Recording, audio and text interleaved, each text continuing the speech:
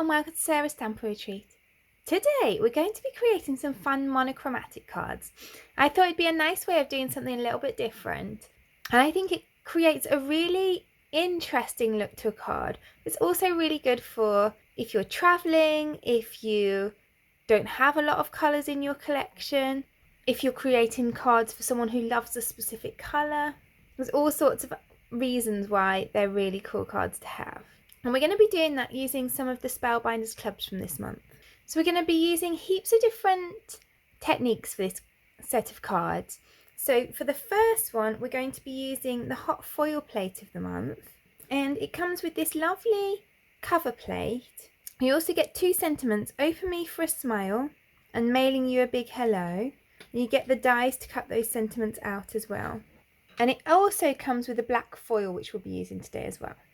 So I've cut a piece of the black foil to fit my plate, and then I'm going to tape it to, I've just got a 4 1/4 by 5.5 inch piece of cardstock, and then I can place that on top, and then I can tape it together, and I'm just taping it over the top like that so that I can make sure that I'm covering all of the cardstock. So then I've got my glimmer machine. It's ready because the green light's on. I'm going to put it plate side down on here, and I'm going to press the timer. Once that timer stopped, I can take it out and pop it through my die cutting machine. On a big plate like this, I like to add an extra shim. So this is just a cardstock shim, and then I'll add my 2 normal plates on. Then I'll pop it through my die cutting machine, and then we can see what we've got. I do have a bit of overfoiling and also a bit where it's kind of cut through the cardstock right at the corners, and that's my own fault because I put that extra shim, but I also curved the foil around the top so it had like an extra part up there. So that's why, but it's fine because we're actually going to cover it with a border anyway, so I'm not worried about that at all. So then for that border I talked about, we're going to use the stencil of the month. So the stencil of the month has stencils that make up some envelopes, but it also has this kind of air postal border around the outside. So that's what I'm going to use to create my border. So I'm just going to line it up on here, and I'm just going to add some dark grey through here. These dots that are in the middle of here are kind of like wax seals that go onto the envelopes. So that's the first layer. And then for the second layer, I'm going to go in with a paler grey. So then I'm going to cut this down to go inside this border. So then I'm just going to use a couple of really pale grey shades just to add a little bit of kind of depth and texture to the envelopes. So this is literally just the WG0 and WG1 from Olo, which are their lightest warm greys. You can see that that just helps to give a little bit of texture and dimension. So then I'm going to add a stripy piece to our card front. Then I'm going to add on a black piece that I've cut to 3 3/4 by 5 inches, so it just fits within that border. And then I'm going to add on a hot foil piece.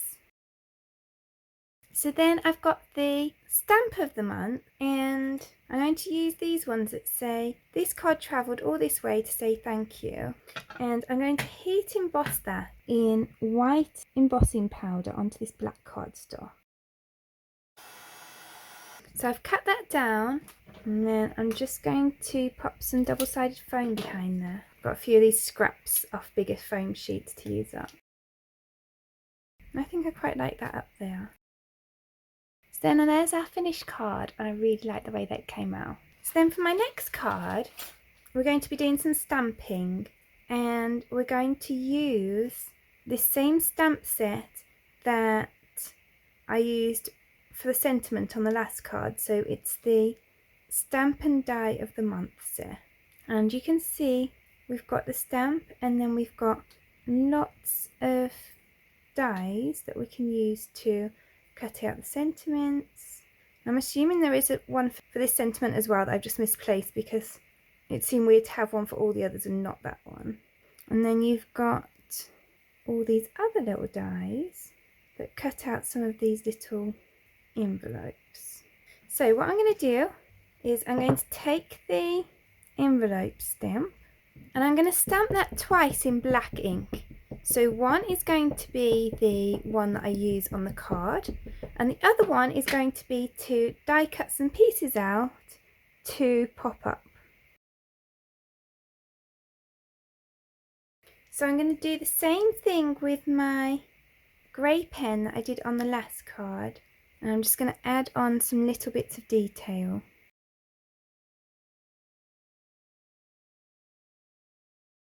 And then I'm just going to die cut some of these pieces from this spare one. Then I'm just going to use that little thank you on this card and just heat emboss that in the white. So then I'm going to die cut that out with the coordinating die. So then I've got this 4 1/4 by 5 1/2 inch piece of cardstock that I've embossed with the embossing folder of the month, which has this lovely scalloped edge to it. So I'm going to glue that onto my card blank. And then I've got my stamped piece, and I've got a piece of black cardstock just framing that.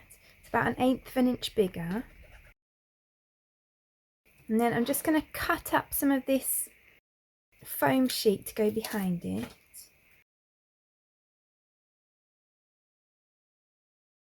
So then I can pop that up on here. And then I'm going to pop up these little envelopes that we cut out.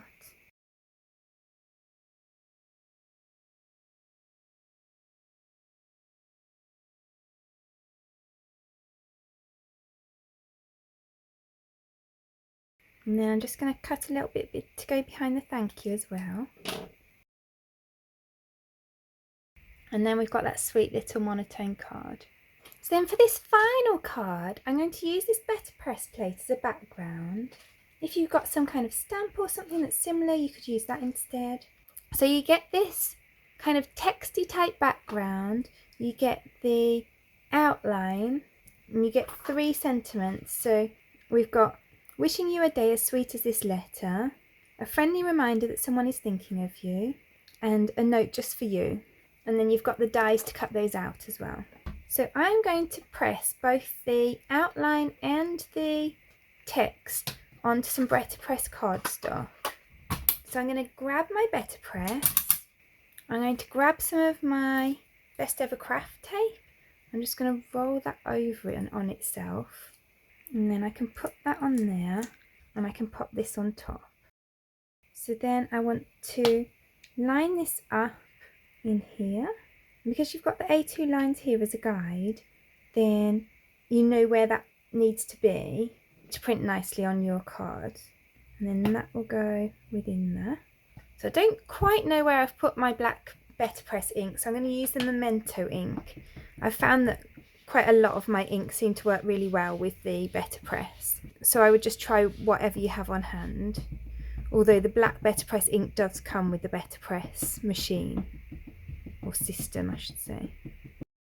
So then I'm going to pop that through my die cutting machine. So then we've got this background, so that's really lovely, and because I've done it on the BETTERPRESS cardstock, you can't see it so much on camera, but it's got a nice kind of texture to it, like it goes in where it's been printed. So then I've got all of these die cut pieces, and these are from this small die of the month from this month. And I'm going to colour these. I'm going to use the cool greys this time because I've got more shades of the cool grey, and I want to add a bit more depth to this. So I'm just going to colour these pieces that I've die cut in white with the cool grey shades.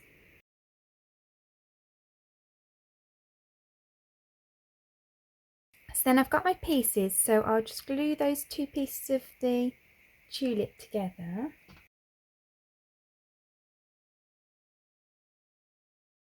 And then I'm just going to go around the edges of the leaves with the darkest colour just to help them stand off the page a little bit more.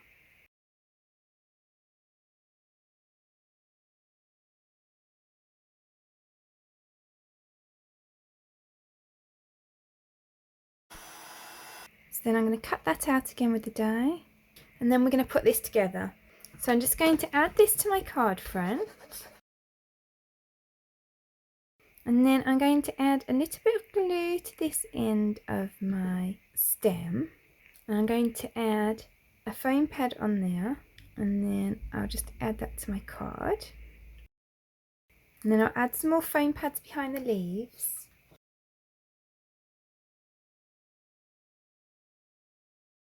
And I'll just add those on,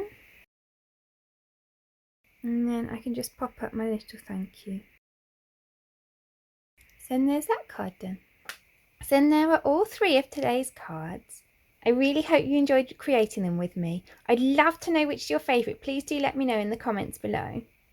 If you enjoyed this video, I'd really appreciate you clicking like below, and you can also press subscribe if you'd like to see future videos. If you press the bell button and select all, then YouTube will also notify you when I've got a new video available.